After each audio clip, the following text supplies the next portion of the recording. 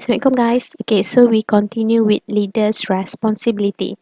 Okay, so when handling a meeting, okay, so a leader need to have this such of skills such as meet deadlines, improve how tasks are done, and work with people to get their jobs done are important in a meeting. Okay, so this is leadership skill yang perlu ada for those yang lead the meeting. Okay. So a good meeting leader conduct the meeting in an assertive. Okay, assertive ni kita define as positive or confident in a persistent way. So maknanya leader tu mestilah assertive way to accomplish the goals of the meeting. Okay, which is positive. Can receive a comment from a participant, can get the feedback from others. Okay, so tu adalah ciri-ciri leader yang patut ada. Okay, so at the same time he or she also used a non-aggressive communication style that make everyone feel comfortable. So macam mana non-aggressive communication ni? So kita tengok dekat next slide. Okay, so this is the guideline to develop a non-aggressive yet assertive. Okay, assertive ni tadi saya kata confident. Okay, communication style when leading the meeting. Okay, so this is the guideline to develop non-aggressive yet assertive communication style for a leader when leading the meeting. Okay, so first, he or she need to make sure the objective of the meeting clear to all participants. Okay, so macam mana nak make sure all participants are clear with the objective? So they need to make sure all the participants receive the agenda of the meeting. Okay. Next is they need to be familiar with the background material and have relevant document at hand. Okay, so he or she need to make sure they have relevant document if they are proposing for something procedure that need to be implement, so they need to make sure they can give all the information to the others, and also um can answer all the question without any problem. Okay, so next they need to offer suggestion and ask question during the meeting. Okay, so during the meeting ni they need to have the session where they are offer a suggestion or ask a question during the meeting. So that's the way how they can make sure they develop a non-aggressive yet assertive communication style. Okay. Okay, so fourth is keep the meeting on topic and moving toward a solution or a consensus. Okay, so this is consensus we define as common agreement or mutual understanding between the participants. Okay, so leader need to make sure the meeting or topic moving toward a solution. Bukannya kita discuss macam-macam ni, tapi at the end tu there's no solution for the problem. So tak boleh. So the leader need to make sure meeting topic are moving to a solution or a consensus. Okay. Next is they need to ensure that all participants have an opportunity to take part in the discussion. Of course, leader need to make sure all the participants have the opportunity to take part in the discussion. Jangan pula bila sampai turn orang yang dia tak suka tanya soalan, so dia kata okay, that's all that the things that we need to discuss during the meeting. So tu tak elok lah. Okay. Okay, next, remain open to new and creative approach. So tu adalah ciri yang baik for those yang menjadi leader. Okay, dia kena be open to a new or creative approach offered by participants. Okay. Next, summarize the decision or plans that have been made during the meeting. So at the end of the meeting, he or she need to summarize the decision or plan that have been made. Okay, to make sure all the participants are aware with the decision have taken or aware with the approach that have been proposed. Okay, and last is they need to identify clear the duties or tasks assigned to each group member in following up or completing plans. Okay, so at the end of the meeting session, dia kena make sure all the bukan all dah, someone that have had a specific task, okay, that have been assigned during the meeting. Okay, so korang kena clearkan kepada that person. Okay, so tak adalah tiba-tiba at the end of the meeting dia pun tak aware yang dia sebenarnya kena buat benda tu, contoh. Okay, so as a good leader, he or she need to identify a clear duties or tasks to each team members. Okay. So tu adalah guideline untuk develop non-aggressive yet assertive communication. Okay, next is brainstorming. Okay. So this is what the leader should do lah. Okay. Brainstorming. Okay, so brainstorming ni kita define as offering idea or suggestion in an effort to find a solution to a problem or to create a new approach. Okay, so tu adalah brainstorming. Okay, offering idea or suggestion in an effort to find solution or problem to create a new approach.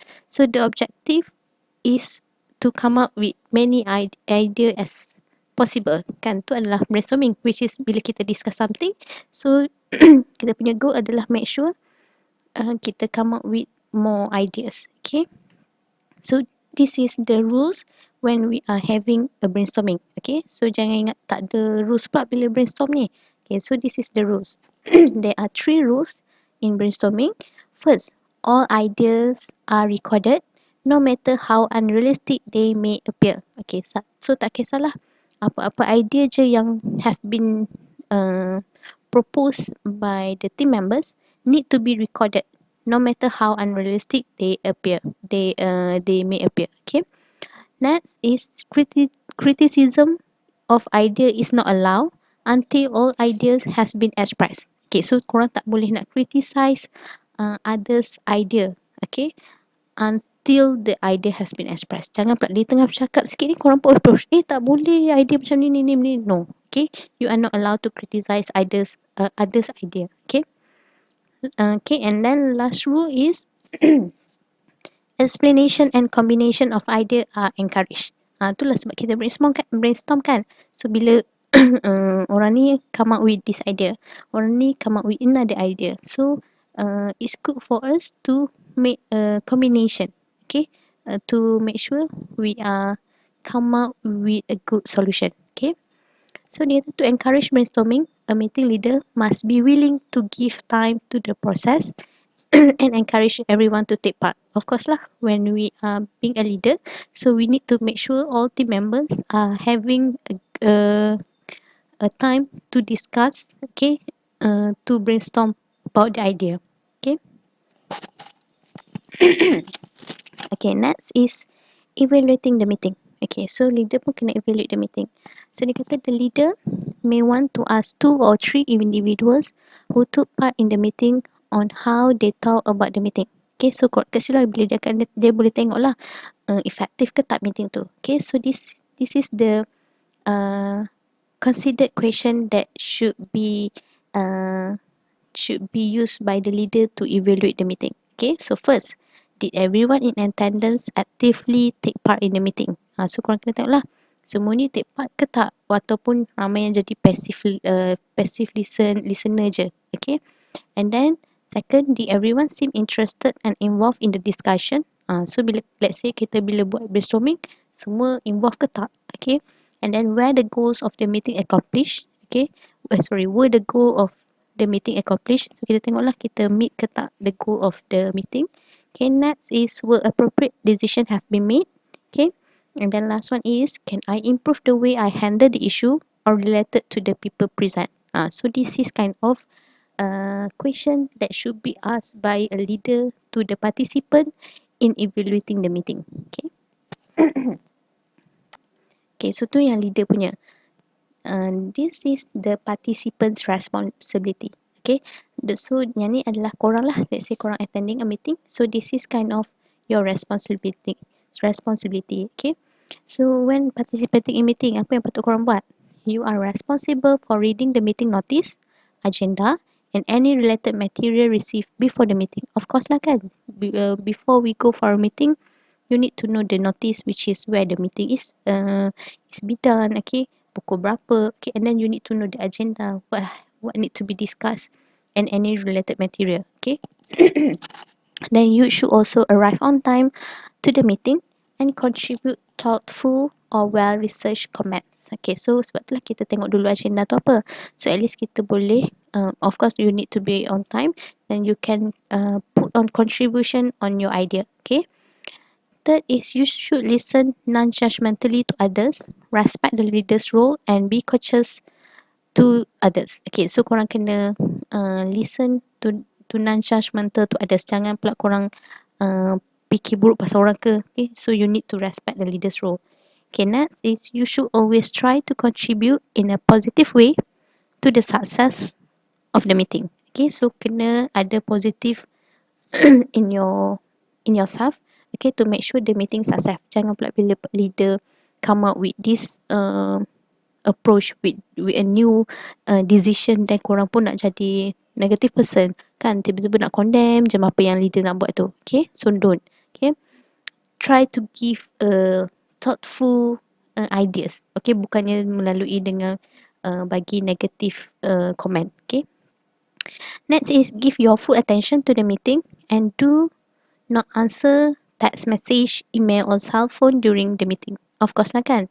Let's say when you are a leader also, kita tak suka lah kan bila tengok orang duk sibuk duk WhatsApp, duk SMS orang lain ke, duk check email ke, duk main phone ke. Okay, and then last one is cell phone and page should be turned off or placed on silent alert. Okay, so korang kena make sure korang punya handphone, okay, ataupun let's say korang tengah buka email ke apa, okay, make sure benda tu adalah turn off. Okay, and then ataupun in a silent alert.